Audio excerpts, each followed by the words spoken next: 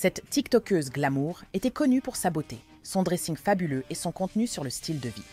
Son corps a ensuite été retrouvé dans un pick-up et il n'était pas le seul découvert. S'agissait-il d'un meurtre aléatoire ou d'une attaque ciblée? Nous allons analyser ce que nous savons avec Tracy Walder, ex-agente du FBI et de la CIA. Je pense que c'était sûrement un assassinat ciblé par un cartel. À mon avis, cela semble très ciblé. Il semble que les individus les aient vraiment attendus, qu'ils connaissaient leur déplacement et qu'ils les observaient depuis un certain temps. Et puis, évidemment, il y a le fait qu'ils aient été abandonnés de la manière dont cela était fait. En général, c'est quelque chose que l'on voit avec les cartels et les exécutions qu'ils pratiquent. Merci de rejoindre Law & Crime, je suis Elisabeth Milner. Le corps d'Esmeralda Ferrer-Garibay a été découvert dans du plastique dans ce pick-up abandonné. 2 hommes auraient été interrogés sur son meurtre. Puis, dans un rebondissement incroyable, ces hommes ont été enlevés par des hommes armés quelques minutes après avoir quitté le bureau du procureur. Esmeralda Ferrer-Garibay a réuni des dizaines de milliers d'abonnés sur TikTok. Sa page regorge de photos glamour d'elle, de voyages de rêve, de voitures de luxe, de chaussures et sacs de créateurs. On aurait dit qu'elle rêvait. 4 corps, dont celui d'Esmeralda, ont ensuite été découverts dans un Ford Ranger gris abandonné à Guadalajara, au Mexique. De façon choquante, il s'agissait de sa famille, son mari de 36 ans, Roberto, et leurs 2 enfants, une fille de 13 ans et un garçon de 7 ans. Selon les rapports, leurs corps ont été découverts le 22 août. Cependant, leurs identités n'ont été confirmées que 6 jours plus tard. Encore plus choquant, les 4 corps étaient enveloppés dans du plastique avant d'être jetés dans le pick-up. Les enquêteurs estiment que la famille a été tuée rapidement, comme lors d'une exécution. Les premières conclusions suggèrent qu'il pourrait s'agir d'un coup du cartel. D'après le Latin Times, Esmeralda aimait les narcocorridos, surtout sur TikTok.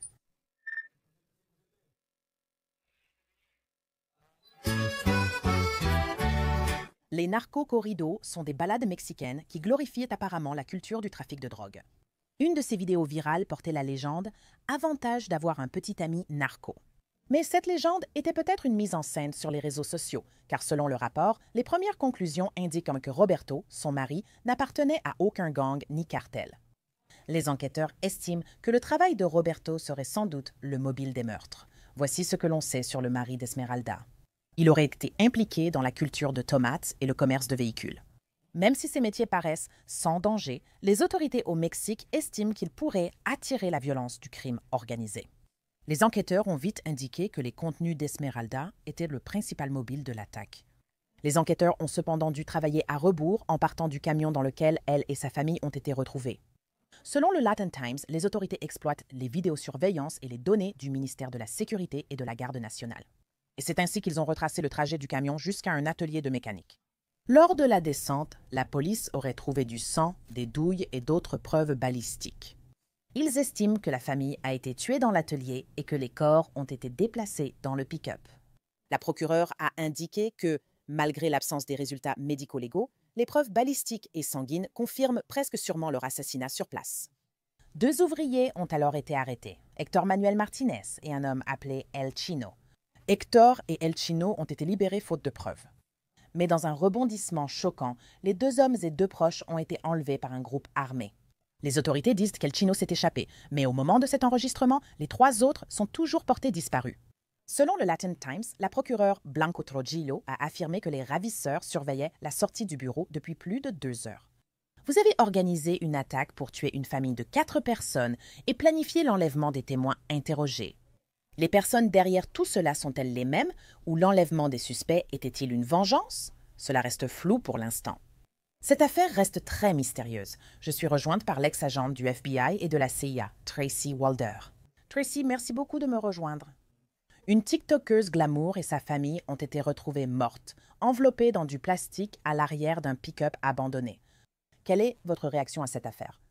Merci beaucoup de m'avoir invitée, Elisabeth. Je trouve cela très triste, surtout pour un enfant de 7 ans et un de 13 ans qui ont été exécutés et abandonnés comme des déchets. Bien sûr, je ne minimise pas la vie des parents, mais je pense que des situations comme celle-ci sont parfois plus dures avec 2 enfants innocents impliqués. Et d'après ce que nous savons pour l'instant, pensez-vous, encore une fois, avec les informations limitées qui ont été publiées jusqu'à présent, pensez-vous qu'il s'agissait d'un coup du cartel, d'un crime organisé? Qu'en pensez-vous? Encore une fois, je ne fais qu'émettre des hypothèses selon ce que je sais et les affaires sur lesquelles j'ai travaillé. Je crois qu'il s'agissait probablement d'un assassinat ciblé par un cartel. À mon avis, cela semble vraiment très ciblé. Il semble que les individus les aient vraiment attendus, qu'ils connaissaient leur déplacement et qu'ils les observaient depuis un certain temps déjà. Et puis, évidemment, il y a aussi le fait qu'ils aient été abandonnés de cette manière. En général, c'est quelque chose que l'on voit avec les cartels et les exécutions qu'ils pratiquent. Et selon vous, qui les tueurs visaient-ils? Pensez-vous que c'était Esmeralda elle-même ou pensez-vous que c'était son mari? Je veux dire, les autorités disent que son mari était cultivateur de tomates et faisait du commerce de véhicules, et cela aurait pu faire de lui une cible pour le crime organisé. Mais qu'en pensez-vous? À mon avis, je pense que c'est une combinaison des deux. Chaque fois que vous affichez une grande richesse, j'ai parcouru ses réseaux sociaux et c'est ce qu'elle faisait. Et encore une fois, je ne dis pas du tout qu'elle méritait tout ça, absolument pas. Les gens ont le droit d'avoir leur plateforme et d'en faire ce qu'ils veulent, mais il faut rester vigilant. Vous savez, quand on affiche ce niveau de richesse, qu'elle l'est vraiment ou non, je ne sais pas, mais elle l'exhibait, vous voyez, ça fait de vous une cible. J'ai une amie qui fait pareil sur TikTok et elle a déjà été victime d'une intrusion à domicile. Ça fait de vous une cible. Elle a aussi fait des commentaires disant que son mari, vous savez, travaillait pour un cartel. Je ne sais pas du tout si ces commentaires étaient faits à la légère ou s'ils étaient vraiment vrais. Je pense que, vous savez, très souvent, surtout au Mexique en général, il y a des personnes qui n'arrivent pas à subvenir à leurs besoins de base avec les salaires qu'ils gagnent dans leur emploi. Et c'est souvent pour cette raison qu'ils finissent par travailler pour le cartel. Donc, je pense que ça pourrait être une combinaison des deux. Et il semble qu'on voit beaucoup de créateurs de contenu se retrouver soit victimes de ce genre de crime, soit, dans d'autres cas, pas dans ce cas précis bien sûr, auteurs de crimes ou impliqués dans des affaires de ce type dans des pays étrangers. Penses-tu que les créateurs de contenu devraient être plus prudents ou plus attentifs, je dirais, lorsqu'ils publient des choses? Parce que, tu sais, même si moi, en tant que spectatrice, j'adore voir des sacs à main de luxe, des voitures, des chaussures et tout ça, je pense que, à l'inverse, des personnes qui s'intéressent à obtenir ces choses-là pourraient aussi regarder le même contenu que moi et vouloir faire des choses plus malveillantes, comme cibler une famille innocente, comme on le voit dans ce cas. Mais penses-tu que c'est quelque chose dont les créateurs de contenu devraient être plus conscients dans l'ensemble? Absolument. Je pense que tu as tout à fait raison. Et comme je l'ai dit, j'ai en fait une très bonne amie qui est une influenceuse TikTok assez connue. On parle de millions d'abonnés, une personne avec qui je suis amie depuis près de 10 ans. Nos enfants sont amis. Ils vont chez elle pour jouer l'après-midi, ce genre de choses. Je l'ai vue il y a quelques semaines à peine et je lui parlais de sa nouveauté. Elle a instauré des mesures de sécurité, mais je ne préciserai pas lesquelles pour ne pas la compromettre. Et tout cela était à cause d'un cambriolage avec effraction qu'elle a subi chez elle. Et oui, elle fait des déballages d'articles de luxe extrêmement chers et haut de gamme. C'est qui elle est. Je ne vais pas lui dire de ne pas le faire, mais je doute que même dans ses rêves les plus fous, et sa maison était déjà très bien sécurisée avant cela, qu'elle s'attendait à ce que quelque chose comme ça arrive. Donc je pense vraiment que nous, les influenceuses, devons vraiment faire attention à ce que nous partageons. Et si elles choisissent de publier ce type de contenu haut de gamme, ce qui est tout à fait normal, elles doivent vraiment s'assurer d'avoir des mesures de sécurité appropriées en place. Vous savez, et je ne saurais trop insister sur le fait que les informations dont nous disposons pour l'instant sont très préliminaires, mais je suis curieuse.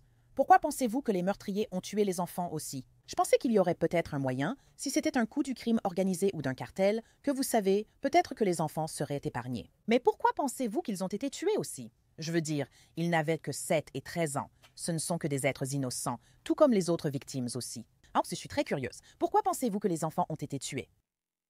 Vous savez, je pense que c'est la question que la plupart des gens se posent. Je pense que dans ce cas, il s'est passé quelque chose d'assez important, une sorte de rupture au sein du cartel. Et soit une somme d'argent importante était due, soit il y avait eu des violences en représailles. Et je pense, parce que tu as raison, ils auraient pu encore une fois, sans minimiser ce crime du tout. Ils auraient vraiment pu cibler les adultes dans cette situation parce que Encore une fois, je crois qu'ils les surveillaient depuis un certain temps. Mais ils ont fait l'effort de commettre ce crime alors que les enfants étaient présents. Et donc, je pense que cela fait partie de ce message général parce que c'est souvent ce que fait le cartel. Ils vont éliminer des familles entières dans le but de se venger ou de régler un compte. Et il se peut qu'une seule personne ait été la cible du crime, et ensuite toute sa famille devient aussi victime du crime. En retraçant le camion où la famille a été retrouvée morte jusqu'à un atelier de mécanique, les autorités ont découvert du sang. Ils ont trouvé des douilles usagées, ce qui aurait pu suggérer que la famille avait été tuée là-bas. Partagez-vous l'avis des autorités selon lequel la famille aurait pu être tuée dans cet atelier de mécanique? C'est ce que je crois. Il me semble simplement que c'est le point d'origine du crime.